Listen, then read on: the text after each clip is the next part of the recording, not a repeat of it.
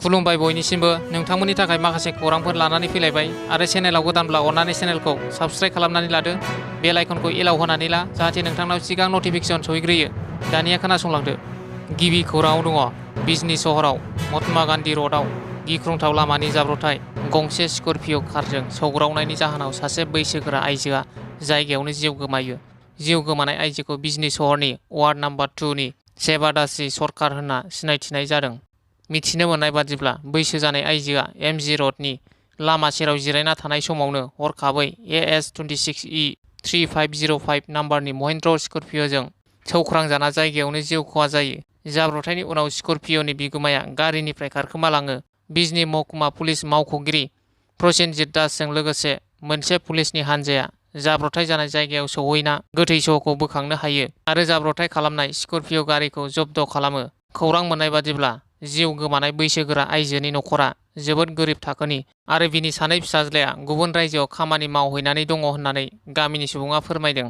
नैथि खौराङाव दङ कक्राझाराव हाबा जाखानाय आइजो खारदों।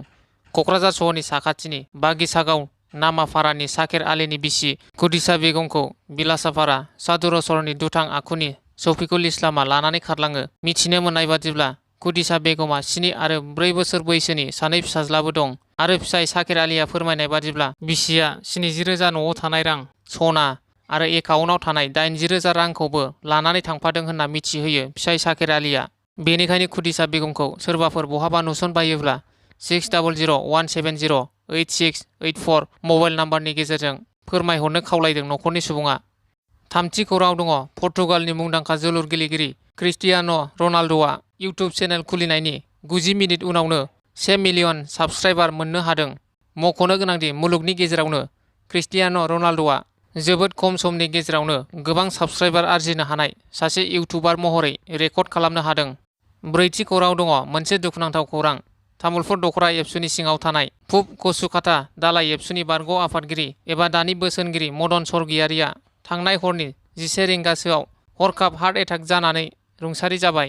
बाथि खौराङाव दङ बड'लेण्ड मुभमेन्ट एक्स वार्कार एस'सिएशनआ बर'नि मोननै पलिटिकेल हान्जाखौ बर' हारिनि स्वार्थआव ज' जानो खावलायदों। मोनसे समनि सोमावसारग्रा आफाद बड'लेण्ड मुभमेन्ट एक्स वार्कार एस'सिएशनआ मैया उदालगुरि सहराव खुंफुंनाय मोनसे खौरांगिरि मेलनि गेजेरजों बर'नि मोननै पलिटिकेल हान्जाया बर' हारिनि स्वार्थआव ज' जानो खावलायदों।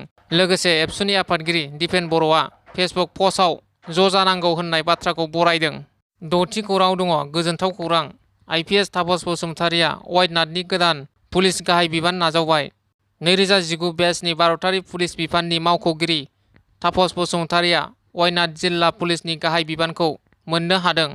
स्निथि खौराङाव दङ बिपिएफ आरो इउपिपिएल हान्जाया फैगौ 2025 मायथाइनि बिटिसि बिसायख'थियाव जयै बिसायख'थि गेलेगोन होनना इएम राकेश ब्रह्म बिथाङा खौरांगिरिफोरनि सोंथि खालामनायाव बुंथिदों आरो बिथाङा बुंबावदों दि फिन आरो प्रमद बर'खौ बिटिआरनि चिफ खालामगोन आरो हाग्रामा महिलारिखौबो डिपुटि चिफ खालामगोन। बिनि उनाव थामथि खेबनि थाखाय हिमन्त बिश्व शर्माखौ आसामनि गिबि मन्थ्रि खालामगोन होननानै इएम राकेश ब्रह्म बिथाङा बुङो। दाइनथि खौराङाव दङ गरेस्वर पुलिसआ गोख्रों सिग्रोमनायाव खावनाय गंनै मटर साइकेलखौ हमनो हायो। तामुलपुर जिल्लानि सिङाव थानाय गरेस्वरनि बर फोथाराव थांनाय मैयानि हराव सिग्रोमनाय हाबाफारि लानानै सिखाव खावनानै दोनफैनाय गंनै मटर साइकेलखौ बोखांनो हायो। सिखाव खावनाय गंनै मटर साइकेलखौ बरफोथार गामिनि दिलीप दासनि न'निफ्राय बोखांनो हादों। गरेस्वर पुलिसआ बोखांनो हानाय गंनै मटर साइकेलनि नाम्बारा जाबाय AS25F6335 आरो गुबुन गंसेया AS25N8753। गरेस्वर पुलिसआ दिलीप दासनि न'आव सिखाव खावनानै दोनफैनाय खौरां मोननाय लोगो लोगोनो गरेस्वर पुलिसआ सिग्रोमनानै दिलीप दासआ खावनानै दोनफैनाय गंनै मटर साइकेलखौ बोखांदोंब्लाबो नाथाय दिलीप दासखौ हमनो मोननाय जायाखै, न'निफ्राय खारखोमालांदों आरो बोखांनो मोननाय गंनै मटर साइकेलखौ पुलिसआ थानासिम लानानै थाङो। गुथि खौरां दङ बर' हारिनि हारिमुखौ फोथांनानै लाखिनो थाखाय पुलक बर'आ हाथरखि थियाटारखौ देग्लाय बोसोरनिफ्राय जागायबाय।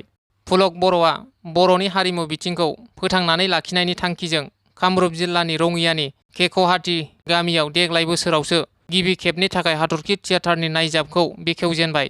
मख'नो गोनांदि हाथरखि थियाटाराव गाहाय फाव खालामनो थाखाय बर'नि मुंदांखा फावखुंगुर सिमां सैनारि गाहाय फावगिरि खालामगोन। बर'नि मुंदांखा फावखुंग्रि मीनाथि नार्जारी बिथांजों लोगोसे बर'नि गोबां फावगिरि बिथांमोना बाहागो लायो। हाथरखि थियाटारखौ हांख्रायहरनो गोसो दंब्ला 9101 962996 नाम्बाराव थोंजोङै फोनांजाब खालामनो हागोन। 10थि खौरां दङ उदालगुरियाव गय बिफां फुलि राननाय हाबाफारि। उदालगुरि जिल्लानि आदिबासि रायजो राजाफोरनो साफायाव आदिबासि वेलफेयार एन्ड डेभेलपमेन्ट काउन्सिलनि हेफाजाबाव फां 200 गय बिफांनि फुलि राननानै होयो। बे गय बिफांनि फुलि राननाय हाबाफारियाव AWDC नि EM महन केसकुआ बाहागो लायो आरो गासै 32,000 गय फुलिखौ सा 70 सुबुंफोरनो राननानै होयो। बे हाबाफारियाव आबाद बिफाननि उदालगुरि जिल्लानि जिल्ला मावख'गिरि, सान्थालि साहित्य सभानि आफादगिरि आरो गोबां बिबानगिरिफोरा बाहागो लादों। 11थि खौराङाव दङ बिटिआर सरकारा साख्रिनि एपइन्टमेन्ट लेटार गथायदों। क'क्राझारनि सान्दामारियाव थानाय कालचारेल कमप्लेक्स अडिट'रियाम हलाव टेट उथ्रिसारनाय सा 900 बिजाथिफोरनो मैया एपइन्टमेन्ट लेटारखौ प्रमद बर'नि दैदेननाय बिटिआर सरकारनिफ्राय गथायबाय। LP UP नि गासै सा 900 बिजाथिफोरनो थिसनथाइ बिलाइखौ LP आव सा 643 आरो UP आव सा 257 लोगो फोरोंगिरिफोरखौ थिसनगोन। 12थि खौराङाव दङ त्रिपुरायाव गोबां अखा हानायाव सा 15 सुबुंनि जिउ खहा। राजथावनि आगरतलाजों लोगोसे खोला त्रिपुरायाव गोबां दै लोमसावनाय, न' बांजों लोगोसे माइ फोथार, धोन सम्पति सिलिंखार। थांनाय 18 आगस्ट रबिबार हरनिफ्राय गोबां जुब जुब अखा हानायनि जाहोनाव त्रिपुरा रायजोनि राजथावनि आगरतलाजों लोगोसे खोला त्रिपुरा जिल्लायाव गोबां खहा जादों। दिनैसिम हानाय अखानि जाहोनाव आगरतलानि खाथि खाला गोबां वार्डफोराव न' बां दै लोमसावनायाव थांलाय फैलाय हान्था मेला खालामनायाव सुबुं जिउनि राहाया गोब्राब जायो। लोगोसेनो हाजोनि हा गुगानानै थांनाय मैयानि हरनि समाव खोला त्रिपुरानि सान्तिर बाजारनि गारदां मुंनि गामियाव न'खरनैनि सा 7 सुबुंनि जिउ खहा जायो। नागारनो रोङै 4 सान अखा हानायनि जाहोनाव सुबुं थैनायखौ सरकारा फोसावनाय बादिब्ला गासै सा 15 जाबाय। मख'जायोदि देग्लायनि दैबाना लोमसावनाया बयनिख्रुइबो सुबुं जिउजों लोगोसे धोन सम्पदफोरा गोबांसिन खहा खालामदों होनना सुलुंनि खौरांगिरिफ्रा फोरमायहरदों। खौरां मोननाय समसिम सरकारा गोबां जायगायाव रायजो राजाफोरखौ रैखाथि गोनां जायगायाव दोनदों। त्रिपुरा सरकारा दैजों खहा जाजानाय सुबुंफोरखौ रैखाथि होनो गासै 183 रिलिफ केम्प बानायना होदों। बिनिनो सोनाब त्रिपुरायाव गं 24, गुमटि जिल्लायाव गं 68, खोला त्रिपुरायाव गं 30 आरो गं 39 रिलिफ केम्पआ केवाइ जिल्लायाव बानायनाय जादों आरो आद्रा थानायखौ गं 4 जिल्लायाव गंफायै बानायनाय जादों होनना मिथिनो मोननाय जादों। बेयाव रायजोनि गासै 5607 न'खरा दैबानानि साग्लोबसारनायाव खहा जानांदों। मख'जायोदि त्रिपुरा रायजोनि गिबि मन्थ्रि डक्टर मानिक साहाया रायजोनि गासै जिल्ला बेंगिरि आरो गोजौ थाखोनि मावख'गिरिफोरखौ खहा जानाय थावनिफोराव गोनां जानाय गासै मुवा बेसादफोरखौ मदद होनो बिथोन हरनायनि खौरां मोननाय जादों।